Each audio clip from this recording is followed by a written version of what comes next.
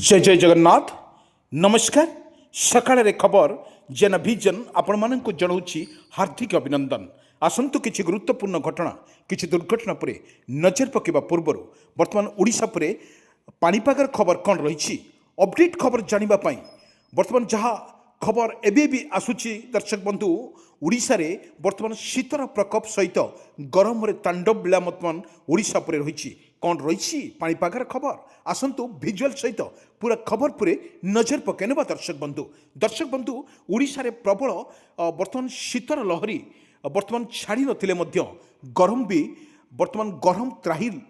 त्राही त्राही डाकिलानी किंतु एभली परिस्थिति रे ओडिशा रे वर्तमान बेहाल परिस्थिति सृष्टि होइछि दर्शक बंधु एभली एक परिस्थिति रे ओडिशार प्रत्येक कोण अनुकोण रे वर्तमान शीतर लहरी जेते जोर बढ़ुछि एवं सेते जोर रे वर्तमान गरम मध्य अनुभूत हेउछि जा भारतीय पाणीपाग विभाग तरफरु जो आकलन करिछि ओडिशार पाखापाखि आहुरी गोटे सप्ताह धरी ओडिशार शीतर लहरी देखिबाकु मिलिबो एई शीत लहरी सहित हल्का मध्यम धरणर वर्षा मध्य होई पारे बोली मध्य आकलन करुछि किंतु अन्य राज्य प्रबल वर्षा सहित बिजुली घड़घड़ी सहित वर्षा हबार संभावना नथिबारु भारतीय पाणीपाग विभाग पूर्वान करिछि दर्शक बंधु एभली एक परिस्थिति रे ओडिशा रे वर्तमान देखिबाकु मिलिछि वर्षार तांडव लीला किंतु आमे कहि रखुछु आपण मानकु एभली एक परिस्थिति रे ओडिशा रे वर्तमान रहिछि यार स्थिति आमे जदि कहिबा आगुकु ग्रीष्म प्रभाव आखि आगे रखि वर्तमान ग्रीष्म प्रभाव फेब्रुआरी वर्तमान आज जो भली रहिछि 22 तारिख रविवार ये रविवार रे प्रबल मध्य शीतर लहरी देखा मिलूँ और अनेक जगार बर्तमान तुहाकु तुहा वर्षा सहित बिजुली घड़घड़ी सहित वर्षार मध्य संभावना को आखि आगे रखी भारतीय पाणीपाग विभाग तरफरु पूर्वान कर दर्शक बंधु किसी विजुअल माध्यम आम स्पष्ट चित्र आम आपण मानक देखौछु ओडिशा रे वर्तमान वर्षार वर्षवार देखाई वर्षार वर्तमान जहाँ स्थिति वर्तमान लिखाई किंतु आज सकाळ रे अपडेट खबर सामना को नहीं दर्शक बंधु आम किसी देखौछु आपण पाग वर्तमान कोहला रही और आकाश मेघाच्छन्न रही आकाश मेघाच्छन्न सहित ओडिशा रे वर्तमान जो स्थिति रही अति भयंकर स्थिति रही केतिकाले शीतर प्रकोप जारी रहउथबा बेले केतिकाले कुहुड़ीर प्रकोप जारी रहउथबा बेले आउ केतिकाले आसुची अदिनिया वर्षा ए अदिनिया वर्षा रे ओडिशा पुरे 9 रु 10टी जिले में प्रबल वर्षा हो पारे बोली आकलन मध्य करुछि भारतीय पाणीपाग विभाग जो पूर्वान करिछि ओडिशा रे पाखापाखि आहुरी गोटे रु 2 सप्ताह धरी शीत सहित कुहुड़ी मध्य देखा मिलिबो किंतु परिवहन पक्षरु जो सचेतन मध्य कर जाइछि कुहुड़ी मध्य आम जो सचेतन कर जाइछि जो बाइक आरोही हुंतु किंबा जेकोसी फोर व्हीलर आरोही हूँ से समस्त को सचेतन करिछि प्रशासन तरफ सचेतन कर आपण निश्चित भाव में रुहतु कुहुड़ी देखिकी जातु कुहुड़ी कटला पर आप लाइट हेलमेट बैकलाइट एगुड़ी सबू दे यातायात कर निहाती आवश्यकता रही भारतीय पाणीपाग विभाग तरफ पूर्वान कर दर्शक बंधु आम कही रखुचु ओडिशार एभली स्थिति भाव में रही आंशिक वर्षा ओडिशा पर वर्षा रही आकलन करुच्ची भारतीय पाणीपाग विभाग किंतु भारतीय पाणीपाग जो पूर्वान कर दर्शक बंधु आम किसी भिजुआल माध्यम देखु अन्य राज्य मानक प्रबल वर्षा सहित बिजुली घड़घड़ी सहित वर्षार संभावना थिबारु भारतीय पाणीपाग सतर्क सूचना जारी करा जायछि भद्रक आम देखिलु भद्रक जो 19-18 तारिख भितर निश्चित भाव में वर्षार झिपझिप वर्षा होता पाग कोहला करथिला एही परिप्रेक्षी में ओडिशार अनेक जगार वर्तमान देखा मिली वर्षार लीला किंतु एभली ओडिशार जो भली देखुची स्थिति वर्तमान रही बेहाल परिस्थिति रही अनेक जिला तार सामना करुच्ची किंतु अनेक जिले में वर्षार सिस्टम देखा मिलूँ अनेक जगार वर्षा सहित बिजुली घड़घड़ी सहित वर्षा किंतु आज सकाळ जो भली चित्र आम स्पष्ट चित्र आम आपण मान पाखे रखुचु दर्शक बंधु आकाश मेघाच्छन्न सहित बिजुली घड़घड़ी सहित वर्षार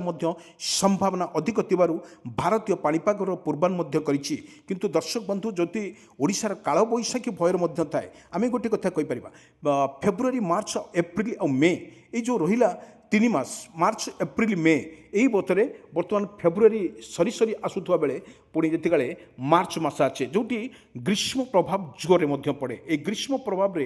भारतीय पाणीपाग तार पूर्वान करिछि ଓଡ଼ିଶାରେ ମଧ୍ୟ ରହିବ କାଳବୈଶାଖୀର ଭୟ। ଏହି କାଳବୈଶାଖୀକୁ ନେଇ ପ୍ରଶାସନ ତରଫରୁ ମଧ୍ୟ ସତର୍କ ସୂଚନା ମଧ୍ୟ ଜାରି କରିଛି ଭାରତୀୟ ପାଣିପାଗ ବିଭାଗ। କିନ୍ତୁ ଭାରତୀୟ ପାଣିପାଗ ଯେଉଁ ଆକଳନ କରିଛି ଗ୍ରୀଷ୍ମ ପ୍ରଭାବରେ ଓଡ଼ିଶାରେ ବର୍ତ୍ତମାନ ରହିବ, ୟାର ବର୍ଷାର ପରିମାଣ ରହିବ ବୋଲି ମଧ୍ୟ ଆକଳନ କରୁଛି। କିନ୍ତୁ ଯେଉଁ ଭିଜୁଆଲ ମାଧ୍ୟମରେ ଆମେ ସ୍ପଷ୍ଟ ଚିତ୍ର ଆମେ ଆପଣମାନଙ୍କ ପାଖରେ ରଖୁଛୁ, ଓଡ଼ିଶାରେ 9ଟି ଜିଲ୍ଲାରେ 9ଟି ଜିଲ୍ଲାରେ ବର୍ଷାର ସମ୍ଭାବନା ଥିବା ବେଳେ ରାଜ୍ୟରେ 9ଟି ରାଜ୍ୟରେ ପ୍ରବଳ ବର୍ଷାକୁ ନେଇ ମଧ୍ୟ ସତର୍କ ସୂଚନା ଜାରି କରାଯାଇଛି। ଆମେ ଦେଖିବା ଗୁଜରାଟ, ବମ୍ବେ, ଦିଲ୍ଲୀ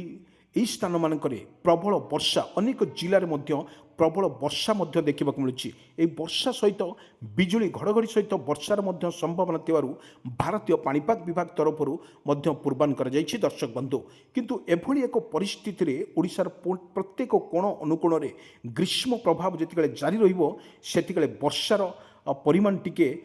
ବଢ଼ିପାରେ ବୋଲି ମଧ୍ୟ ଆକଳନ କରୁଛି ଭାରତୀୟ ପାଣିପାଗ ବିଭାଗ। କିନ୍ତୁ ଭାରତୀୟ ପାଣିପାଗ ବିଭାଗ ତରଫରୁ କିନ୍ତୁ ଆଜି ଯେଉଁ ସକାଳେ କିଛି ଦୃଶ୍ୟ ବା ସ୍ପଷ୍ଟ ଚିତ୍ର ଆମେ ଦେଖାଉଛୁ ଦର୍ଶକ ବନ୍ଧୁ, ଦେଖନ୍ତୁ କିପରି ଭାବରେ ଓଡ଼ିଶାର ମେଘାଚ୍ଛନ୍ନ ରହିଛି। ମେଘା ସହିତ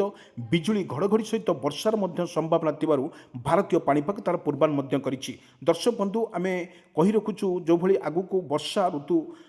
ଆସିନଥିଲେ ମଧ୍ୟ ଗ୍ରୀଷ୍ମ ପ୍ରଭାବ ରହିବ। ଗ୍ରୀଷ୍ମ ପ୍ରଭାବ ସହିତ ବର୍ତ୍ତମାନ ରହିବ ଗ୍ରୀଷ୍ମ ପ୍ରଭାବ ସହିତ ହାଲକାରୁ ମଧ୍ୟମ ଧରଣର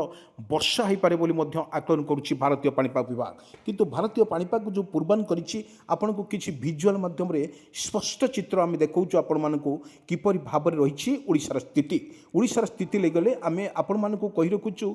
ପାଖାପାଖି 24, 25,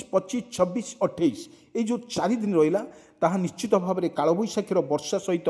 ଆକାଶ ମେଘାଚ୍ଛନ୍ନ ରହିବ। କିନ୍ତୁ ସ୍ପଷ୍ଟ ଚିତ୍ର ଆମେ ଦେଖାଉଛୁ ଦର୍ଶକ ବନ୍ଧୁ, ଆପଣମାନେ ଦେଖିପାରୁଥିବେ କୁହୁଡ଼ିର କିପରି ଦୃଶ୍ୟମାନ ହେଉଛି ଅନେକ ଜିଲ୍ଲାରେ। ସେଥିମଧ୍ୟରୁ ଭଦ୍ରକ, ବାଲେଶ୍ୱର, କଟକ, ପୁରୀ, ଗଞ୍ଜାମ, ଗଜପତି, ରାଉରକେଲା, ଢେଙ୍କାନାଳ ଆପଣଙ୍କୁ ଆଉ ଗୋଟିଏ ଚିତ୍ର ସ୍ପଷ୍ଟ ଚିତ୍ର ଆମେ ଆପଣମାନଙ୍କ ପାଖରେ ଦେଖୁଛୁ ଦର୍ଶକ ବନ୍ଧୁ। ଦେଖନ୍ତୁ କାଳବୈଶାଖୀର ତାଣ୍ଡବ ଲୀଳା ମଧ୍ୟ ଓଡ଼ିଶା ଉପରେ ରହୁଥିବା ବେଳେ ବର୍ତ୍ତମାନ ରହିଛି କିପରି ଭାବରେ କୁହୁଡ଼ି ଦୃଶ୍ୟମାନ ହେଉଛି। କୁହୁଡ଼ି ଅନେକ ଜିଲ୍ଲାରେ ମଧ୍ୟ କୁହୁଡ଼ି ସହିତ ବର୍ତ୍ତମାନ ବର୍ଷା ରହିଛି। ଓଡ଼ିଶାର ଅନେକ ଜିଲ୍ଲାରେ ମଧ୍ୟ ତାର ସ୍ଥିତି ମଧ୍ୟ ରହିଛି। ଆକଳନ ଯଦି କରାଯାଉଥିଲା ଓଡ଼ିଶାରେ ବର୍ଷାକୁ ନେଇକି ବର୍ତ୍ତମାନ ସିଷ୍ଟମ ରଖାଯାଇଛି, ତାହା ମଧ୍ୟ ପାଣିପାଗ ବିଶେଷଜ୍ଞ ତରଫରୁ ଯେଉଁ ସତର୍କ ସୂଚନା ମଧ୍ୟ ଜାରି କରିଛି, ଅନେକ ଜିଲ୍ଲାରେ ବର୍ତ୍ତମାନ ବର୍ଷା ହେବାର ମଧ୍ୟ ସମ୍ଭାବନା ଥିବାରୁ ଭାରତୀୟ ପାଣିପାଗ ତାର ପୂର୍ବାନ ମଧ୍ୟ କରିଛି। ଦର୍ଶକ ବନ୍ଧୁ, କିଛି ଭିଜୁଆଲ ମାଧ୍ୟମରେ ଆମେ ସ୍ପଷ୍ଟ ଚିତ୍ର ଦେଖାଉଛୁ ଯେଉଁଠି ଓଡ଼ିଶାର ଅନେକ ଜିଲ୍ଲାରେ ବର୍ଷା ହୋଇପାରେ ବୋଲି ମଧ୍ୟ ଆକଳନ କରୁଛି ଭାରତୀୟ ପାଣିପାଗ ବିଭାଗ। କିନ୍ତୁ ଏଭଳି ଏକ ସ୍ଥିତିରେ ରହିଛି, ତାହାର କିପରି ଭାବରେ ରହିବ ଆକଳନ ମଧ୍ୟ କରୁଛି ଭାରତୀୟ ପାଣିପାଗ ବିଭାଗ। ଦର୍ଶକ ବନ୍ଧୁ, ଆମେ ଗୋଟିଏ କଥା କହିବା, ଓଡ଼ିଶା କଥା ଯଦି କହିବା ଏବଂ ଯେଉଁ ରାଜ୍ୟ କଥା କହିବା, 9ଟି ରାଜ୍ୟରେ ପ୍ରବଳ ବର୍ଷା ହୋଇପାରେ ବୋଲି ମଧ୍ୟ ଆକଳନ କରୁଛି ଭାରତୀୟ ପାଣିପାଗ ବିଭାଗ। କିନ୍ତୁ ଭାରତୀୟ ପାଣିପାଗ ବିଭାଗ ଯେଉଁ ପୂର୍ବାନ କରିଛି ଦର୍ଶକ ବନ୍ଧୁ, ଆମେ କିଛି ଭିଜୁଆଲ ମାଧ୍ୟମରେ ସ୍ପଷ୍ଟ କରୁଛୁ। ଦେଖନ୍ତୁ କିପରି ଭାବରେ ରହିଛି ବର୍ଷା ଏବଂ ଅନେକ ଜିଲ୍ଲାରେ ଦିଲ୍ଲୀରେ ଆମେ ଯଦି କହିବା, ଦିଲ୍ଲୀରେ ବର୍ଷା ରହିବ ଏବଂ ତାହା ମଧ୍ୟ ଦେଖିବା। କିନ୍ତୁ ଆଜିର ଯେଉଁ ଦୃଶ୍ୟ ଆମେ ଦେଖୁଛୁ, ସକାଳର କିଛି ଦୃଶ୍ୟ ଆମେ ସାମ୍ନାକୁ ନେଉଛୁ ଦର୍ଶକ ବନ୍ଧୁ, ପ୍ରବଳ ବର୍ଷାରେ ଓଡ଼ିଶା ବର୍ତ୍ତମାନ ବେହାଲ ପରିସ୍ଥିତି ରହିବ। କିନ୍ତୁ ଆଗକୁ କାଳବୈଶାଖୀ ବର୍ଷା ଏବଂ ବିଜୁଳି ଘଡ଼ଘଡ଼ି ସହିତ ବର୍ଷାର ମଧ୍ୟ ସମ୍ଭାବନା ଥିବାରୁ ଭାରତୀୟ ପାଣିପାଗ ତାର ପୂର୍ବାନ ମଧ୍ୟ କରିଛି। ବର୍ତ୍ତମାନ ଆକୁ ନେଇକି ଉଚ୍ଚସ୍ତରୀୟ ବୈଠକ ମଧ୍ୟ କରାଯାଇଛି। କିନ୍ତୁ ଗ୍ରୀଷ୍ମ ପ୍ରଭାବରେ କାଳବୈଶାଖୀର ଭୟ, এই କାଳବୈଶାଖୀକୁ ନେଇ ବର୍ତ୍ତମାନ ପାଣିପାଗ ଚିନ୍ତିତ ଅଛି। ଏବଂ ଯେଉଁଭଳି ଆମେ ଦେଖିବା 2025ରେ ଏଭଳି ଏକ ପରିସ୍ଥିତି ଓଡ଼ିଶା ଉପରେ ଥିଲା, କାଳବୈଶାଖୀ ରହିଥିଲା ଏବଂ କାଳବୈଶାଖୀ ଗଛ ପତ୍ର ସବୁଗୁଡ଼ିକ ସବୁ ନଷ୍ଟ ହୋଇଥିଲା। ପୁଣି ଏକ ଲଘୁଚାପ ଜନିତ ବର୍ଷା ଏବଂ ଓଡ଼ିଶା ଉପରେ ଏହାର ପ୍ରବଳ ମାତ୍ରାର ବର୍ଷା ରହିଥିଲା। କିନ୍ତୁ ଯଦି ଆମେ ଆଜି ଯଦି ଦେଖିବା, ଆକାଶ ବର୍ତ୍ତମାନ ମେଘାଚ୍ଛନ୍ନ ରହିଛି। ଆକାଶ ମେଘାଚ୍ଛନ୍ନ ସହିତ ରହିଥିବା ଓଡ଼ିଶାର ବର୍ତ୍ତମାନ ଦେଖିବାକୁ ମିଳୁଛି, ଆକାଶ ମେଘାଚ୍ଛନ୍ନ ସହିତ କିଛି ଜିଲ୍ଲାରେ ବର୍ତ୍ତମାନ ମେଘାଚ୍ଛନ୍ନ ସହିତ ବର୍ଷାର ମଧ୍ୟ ରହିବ ବୋଲି ଆକୁ ଆକଳନ କରୁଛି ଭାରତୀୟ ପାଣିପାଗ ବିଭାଗ। କିନ୍ତୁ ଭାରତୀୟ ପାଣିପାଗ ବିଭାଗ ଯେଉଁ ପୂର୍ବାନ କରିଛି, ଓଡ଼ିଶାର ଅନେକ ଜିଲ୍ଲାରେ ଯେଉଁଭଳି ରହିଛି ତୁହାକୁ ତୁହା ବର୍ଷା ସହିତ ବିଜୁଳି ଘଡ଼ଘଡ଼ି ସହିତ ପବନର ମଧ୍ୟ ରହିଛି, ତାକୁ ମଧ୍ୟ ଆକଳନ କରୁଛି ଭାରତୀୟ ପାଣିପାଗ ବିଭାଗ। କିନ୍ତୁ ଅନେକ ଜିଲ୍ଲା କଥା ଯଦି କହିପାରିବା, ଭଦ୍ରକ, ବାଲେଶ୍ୱର, କଟକ, ପୁରୀ, ଗଞ୍ଜାମ, ଗଜପତି, ରାଉରକେଲା, ଢେଙ୍କାନାଳ, ପାରାଦୀପ, ସମ୍ବଲପୁର, ବ୍ରହ୍ମପୁର, ନବରଙ୍ଗପୁର, କନ୍ଧମାଳ ଏହିଭଳି ସ୍ଥାନମାନଙ୍କରେ ଶୀତ ଛାଡ଼ି ଛାଡ଼ି ଆସୁଥିବା ବେଳେ ପୁଣି ଏକ